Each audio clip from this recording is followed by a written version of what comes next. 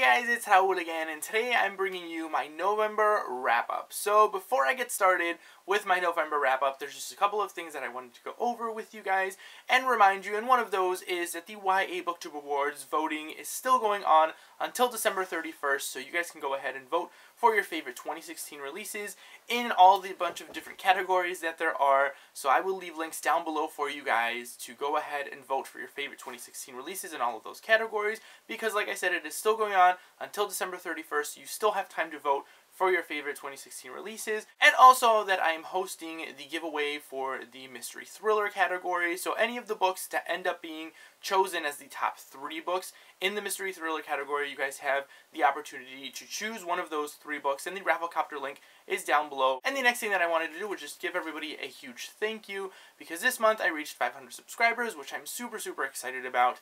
And it's just amazing that you guys would subscribe to my channel and watch my videos and comment on everything. So yes, thank you guys for just being so kind and for the awesome friendships and stuff that I've established here on BookTube and everything.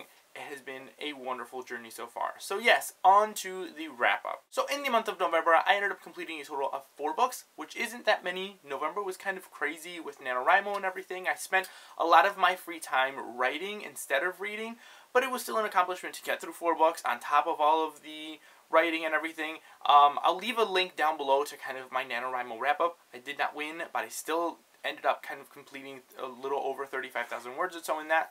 So yes, that's why I didn't get as many books read, because like I said, a lot of my time was going into reading. But the first book that I ended up completing in the month of November was With Malice by Ellen Cook, and this is a YA mystery thriller book about this girl who goes to Italy with her friend, and during this school trip, one of her friends ends up dead. So our main character wakes up in the hospital. She doesn't know what's going on. She's lost her memory, and she doesn't really remember what happened. She doesn't remember the trip at all. She's lost, I think it's like 6 weeks or 6 or 8 weeks or so of her memory. So she cannot remember anything that happened. She doesn't know what happened with her friend. She wakes up not knowing that her friend is dead, and then, you know, within like the first chapter realizes that her friend is dead, and kind of she's working her way on piecing everything together at that point and trying to figure out what happened, and the mystery surrounding her friend's death, and kind of how everybody views her, how the news and the media is portraying her, and how she's trying to remember things and her family sees her.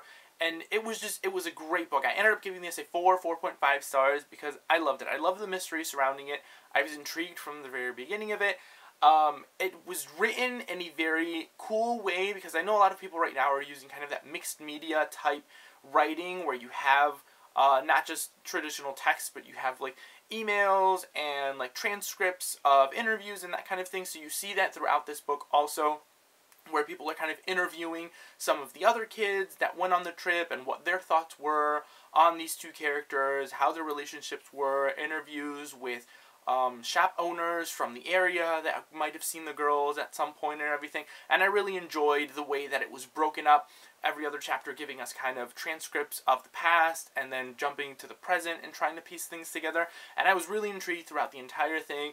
And yes, toward the end of this book, it was not a disappointment with the ending, which I was kind of like, I had a feeling that things might go a certain way, and I kind of didn't want to, because I feel like a lot of YA mysteries tend to kind of use a certain ending, and I don't want to say what it is just in case, but they tend to use a certain ending, and I've seen it kind of recycled a couple of times, and I didn't want this book to have that certain ending, and it didn't, which I was really excited about, and I really enjoyed the ending. I kind of was sort of shocked with how it ended, but I was really surprised and really pleased with how everything kind of wrapped up, and kind of how things were sort of left open-ended, because I like when things sometimes don't wrap up completely. Like, there's an air of mystery to the end. You kind of have room to give your own theories and how things could have happened and everything. So I sometimes like when books do that, and I enjoyed the way that this book wrapped up its ending and everything. And like I said, 4.5 out of 5 stars. I really enjoyed this read. And the next book that I completed in the month of November was finally Crooked Kingdom by Leigh Bardugo. I've been reading this book since day 1 and been slowly getting my way through, because this was supposed to be the last book in the duology, but since then I've heard rumors that there might be another one. Correct me if I'm wrong. They might just be rumors. I don't know, I must have misheard or something. But yes, I really enjoyed this one. I loved Leigh Bardugo and her writing, her characters.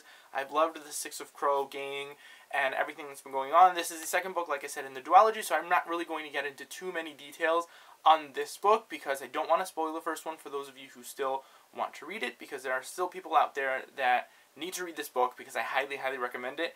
I mean, I gave this a 5 out of 5 stars, no brainer. I enjoyed where the story went, how the characters got fleshed out more, how we got to see more background on some of the characters and everything, and got more backstory on their kind of lives and things that happened to them before they became the Six of Crows. I really enjoyed this one. I loved where the story went, like I said. I loved how everything kind of concluded, and they left that open-endedness, which is another reason why I thought the rumors were true, because it was, the ending hadn't tied everything up completely, so there is kind of room for a next book, but yes, we will see what happens, because if there is, I'm going to be super, super excited, because I love this series. I love these characters. I love this world. It is amazing, so go ahead and read it. If you guys are remotely interested in Leigh Bardugo's writing and her Grisha world or anything, I highly, highly recommend this series. There are a couple of things. I know a lot of people have talked about not needing to read the Grisha trilogy before you read Six of Crows, but I kind of recommend you do, because there are a couple of Easter eggs. Like, you won't get spoiled for anything, but there are some Easter eggs and some characters that make appearances, especially in the second book from the original Grisha trilogy, that it's just nice to know them. Like, I feel like if you've read the Grisha trilogy, you come back to familiar characters, and it feels like people you know. So, yes, you kind of miss out if you haven't read the Grisha trilogy, but you're not going to, either way, enjoy it less because you don't know these characters. I don't know, but it's up to you guys. I recommend you guys read the Grisha trilogy before you read these, just because of those little Easter eggs, but you don't need to. It's a completely separate story, and I still absolutely loved it. And the next book that I completed in the month of November was an audiobook, and that was Everybody Sees the Ants by A.S. King. And this is a YA contemporary story about this boy named Lucky, who his parents are having kind of marital problems and everything, and they're kind of taking a break from each other, so him and his mom move to go live with their aunt, and the kind of things that ensue, and him kind of dealing with the potential breakup of their parents and the separation and everything, and kind of getting put into this new situation with their aunt, and kind of, you know, his aunt's a little crazy, and his family is just a little uptight and everything, but I still really enjoyed the story. I ended up giving it a 4 out of 5 stars. I enjoyed the fact that I was able to connect with Lucky in some situations. I like when books do that, when we're able to kind of connect or kind of see ourselves a little bit within another character, so I enjoyed the fact that I was able to connect with Lucky a little bit. I liked kind of the sort of romance going on and the love interest and everything. I thought it was cute. It's YA contemporary, so I mean, it's always going to have kind of a cute little romance, I guess, with like darker topics. I like when YA contemporary does that, when they like add a romance in there with like darker themes and everything. I enjoy those contemporaries more than I do kind of like the fluffy love story. So I liked this one because of those darker themes, and I really enjoyed it. I don't remember much detail. Like, now that I'm trying to think about it, I don't remember too many details about it, because I did listen to this one, like I said, on an audiobook, and I tend to kind of like zone in and out of some things when I'm listening to audiobooks. So yes, I know I did enjoy this one. Like I said, I gave it a 4 out of 5 stars. I think it's a really solid YA contemporary.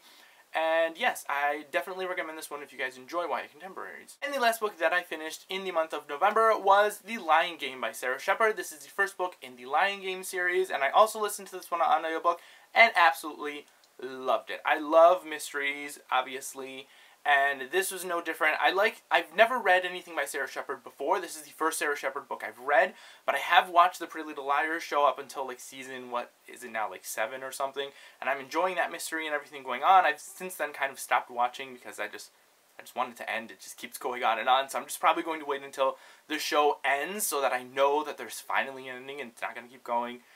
But yes, I like Sarah Shepard's mysteries, and I've heard from Trina from Between Chapters raving about Sarah Shepard and her books and everything, so this one ended up being available at the library on audiobook, so I had to grab it as soon as I saw it, and I loved it. This story is about a girl named Emma, where she kind of gets thrust into this world of like finding out that she has a long-lost twin sister. Like, she was adopted, or she's been jumping around between like foster homes for like all of her life, and she finds out later on that she has this long-lost twin sister who was killed, and now she kind of is forced to kind of take her sister Sutton's spot and now live through like her life and with her friends without really being able to tell anybody, because there's somebody that knows that she is not really Sutton, the girl who died, but she is Emma, her long-lost twin sister. And yes, she's been threatened that she's also going to die if she tells anybody, and she tried at the beginning to tell people and nobody believed her, because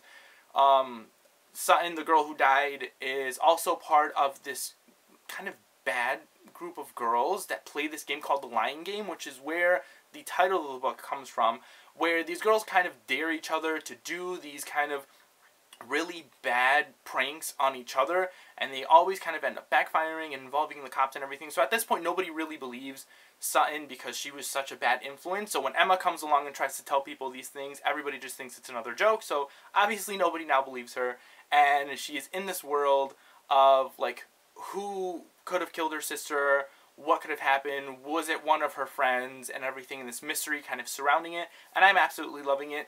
I only ended up giving this a 4 out of 5 stars because it took me a little while to kind of connect with everybody from the beginning. I don't know if it was the audiobook narrator or not, because it was like, I don't know, I wasn't really enjoying the audiobook narrator too much, so I think I kind of got this different tone because of the way the narrator was kind of narrating everything. But I got used to it afterwards. I got really intrigued with the mystery once everything kind of started happening and things started unfolding and mysterious things started happening. I really, really started enjoying this book a lot more, and was able to kind of overlook the fact that I didn't really enjoy the narrator too much, but ended up giving this a 4 out of 5 stars because I loved the mystery and the characters and everything that's happening. I'm currently listening to book 2 on that one, so yes, more of my thoughts later on book 2, obviously in my December wrap-up, but I loved this one. So yeah, guys, that is it for my November wrap-up. Comment down below and let me know if you guys have read any of these books and what your thoughts were and everything, what your favorite books of November were. Thank you guys all for watching, and I will see you all next time.